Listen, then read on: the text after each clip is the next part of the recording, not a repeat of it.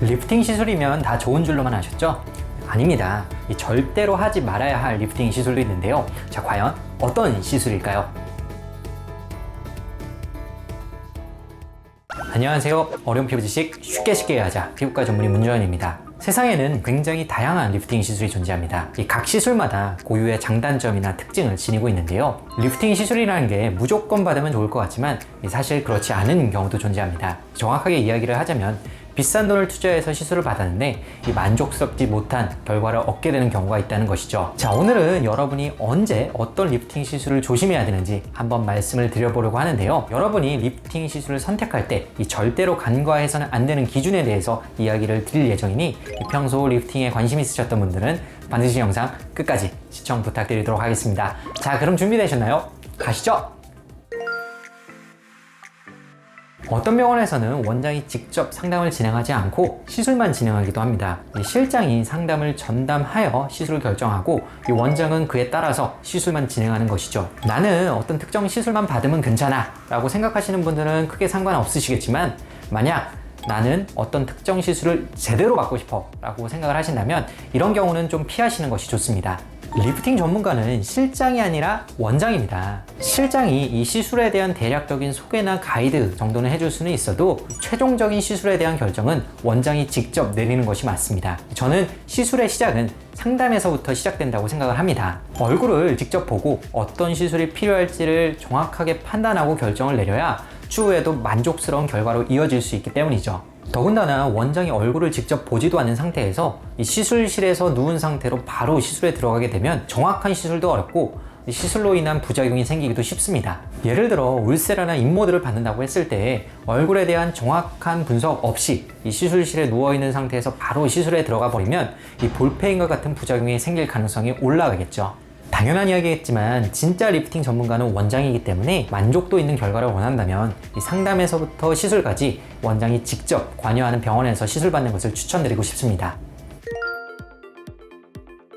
대부분의 병원이 광고나 이벤트를 통해서 마케팅을 진행합니다. 특정 시술을 보다 저렴하고 합리적인 가격에 접할 수 있게 만든다는 점에서는 상당히 메리트가 있지만, 또 소비자의 이 현명한 판단력을 흐리게 만든다는 점에서 반드시 주의할 필요가 있습니다. 이 광고나 이벤트 자체가 나쁘다는 뜻은 아닙니다. 하지만 누가 방문하더라도 이벤트 시술만 주구장창 추천하는 병원이라면 반드시 조심할 필요가 있겠죠. 우리 병원은 이러이러한 이벤트 중이니 이 시술도 받고 저 시술도 해보시라면서 혹할 만한 가격으로 마음을 끌어당기는데요. 자, 이러한 이벤트에 혹해 시술을 받게 되면 나에게 불필요한 시술을 받게 될 가능성이 높습니다. 누가 오더라도 똑같은 이벤트 시술만 권유한다면 그것은 고객을 위한 진실된 상담이 아니라 병원 매출만을 위한 상담으로 볼 수가 있겠죠. 자, 우리가 옷을 쇼핑할 때는 어떤가요? 이 세일 기간에는 내 맘에 쏙 드는 옷도 아닌데 가격이 저렴하다는 이유로 자기 자신을 합리화하면서 옷을 구매하게 되죠. 하지만 막상 사놓고 제대로 입지 않게 되는 경우가 더 많습니다. 마찬가지입니다. 이 저렴한 이벤트를 한다고 무조건 받지 마시고 정말로 나에게 꼭 필요한 시술인지를 확인하고 시술을 받도록 하세요.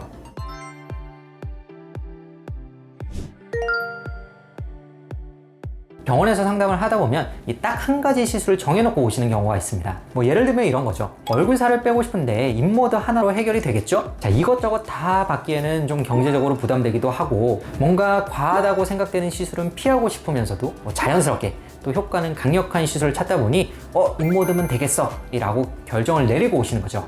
그런데 사실 단 한 가지 시술만으로 이 고민이 해결되는 경우는 극히 드뭅니다. 자, 어떤 특정 시술이 내가 가진 고민을 완벽하게 해결해 줄 것이라고 믿고 시술을 받으셨다면 대부분 후회하게 되실 텐데요. 왜냐하면 이 피부의 노화 현상이라는 것은 굉장히 복합적인 현상이기 때문에 결코 단 한 가지 시술만으로는 개선이 되기가 어렵기 때문이죠. 자, 이건 피부과에서 가장 비싼 시술을 받아도 마찬가지입니다. 써마지, 울세라, 심지어 그보다 비싼 피부과 시술을 받더라도 결코 한 번에 모든 문제가 해결되지 않습니다.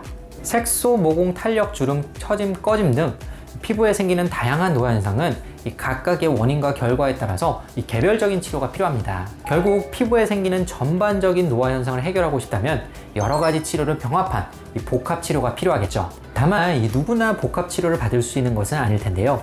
지출을 최대한 줄이면서 이 합리적인 선에서 시술을 받고자 하신다면 미리 리프팅 전문가와 충분한 상담을 통해서 이 적절한 시술 조합을 찾아보도록 하세요.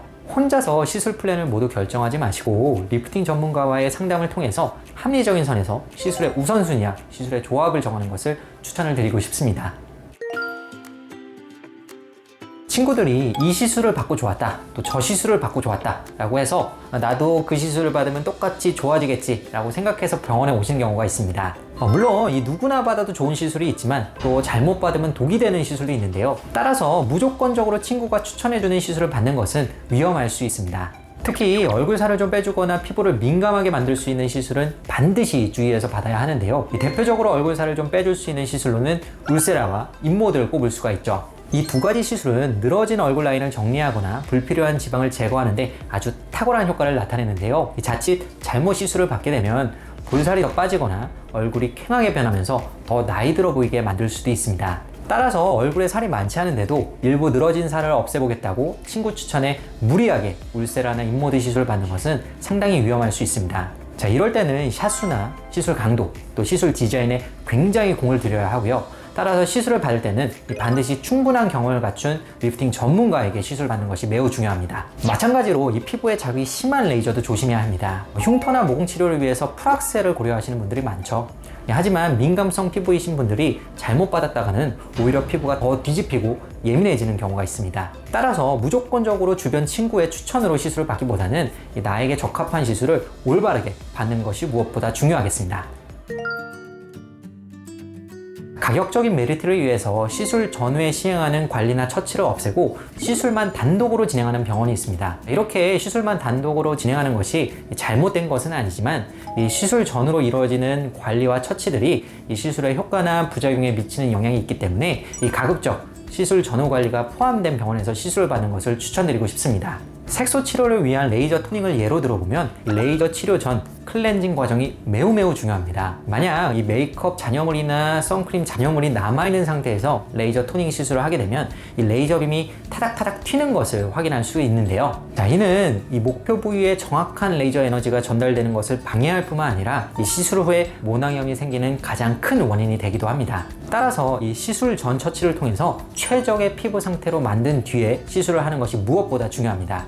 레이저 토닝을 끝낸 다음에는 어떨까요? 레이저 토닝 후에 LDM 트리플과 같은 피부 재생 관리나 이온자인과 같은 피부 미백 관리가 더해진다면 토닝으로 인한 피부 자극도 줄여줄 수 있겠고 또 레이저 토닝의 효과도 더욱더 향상시킬 수 있겠죠. 자, 이러한 시술 전후 관리의 중요성은 꼭 레이저 토닝이 아니라 이 모든 종류의 피부과 시술에 해당되는 이야기일 텐데요. 이 대표적인 리프팅 시술인 써마지도 마찬가지입니다. 자, 써마지는 아주 강력한 고주파 에너지를 피부 속에 넣어주기 때문에 종종 심심치 않게 물집이나 화상과 같은 부작용의 문제가 발생하게 되는데요. 그렇기 때문에 저희 병원에서는 써마지 후 관리를 반드시 진행하고 적어도 30분 이상 피부 상태를 지켜본 뒤에 귀가하시도록 안내를 드리고 있습니다.